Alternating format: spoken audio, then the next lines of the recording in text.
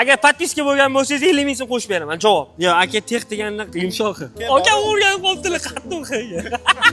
Qizlar mana shu instrument nimaligini, nima ish qilishini topinglar, 50 ming so'm bor. Qanaqadir pult? Variant aytib ko'rsanglar bo'ladi, группа поддержки просто. Men отношения qilmayman agar oyiga примерно $10,000 pul topmasa. Assalomu alaykum. Xola mana shu instrument nimaligini yoki nima ish qilishini topsangiz 50 ming so'm bor. Обращение к родному городу. Aka mana shu instrument nima ish qilishini yoki nimaligini toping 50 ming so'm bor. Freza. Freza lekin to'g'ri topdingiz. Assalomu alaykum. Mana akamga 50 ming so'm bor, aka aldoymi ayting. Aka mana shu instrumentda nima ish qilishini yoki ismini topsangiz 50 ming so'm beraman, aka. Bon variant aka. O'shamiz.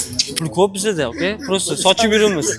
Alifta qo'yaylik. Shu nima qilishini Tandanam, mandanam, undanam, bundanam. Aka mana shu instrument nima ish qilishini yoki ismini topsangiz 50 ming so'm beraman, aka. Freza.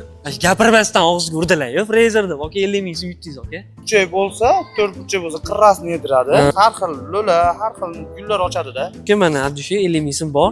Aldoyo, aytib qo'ying kameraga aldoyo. Aldo yo'q ekan. Aka mana shu instrument nima ish qilishini yoki nomini toping 50 ming so'm beraman, aka.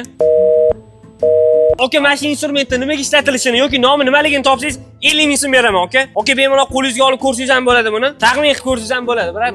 O'ylashim bo'yicha aka bu frezer taxtalarni keskinchami o'shanga Mana shu o'ylab og'zimga urdilar, yo bratim joyida topdilar, yo.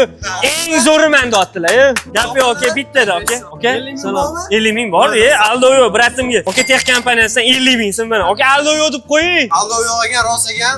Qatnashinglar sizlar ham yutinglar. Qo'l bittada Frazer mana bunaqa inglizchani, italyan deb tashadilar, lekin bratimga qo'ying. Agarda sizlar ham ushbu instrumentning nomini topgan bo'lsanglar, kommentariyaga yozib qoldiringlar.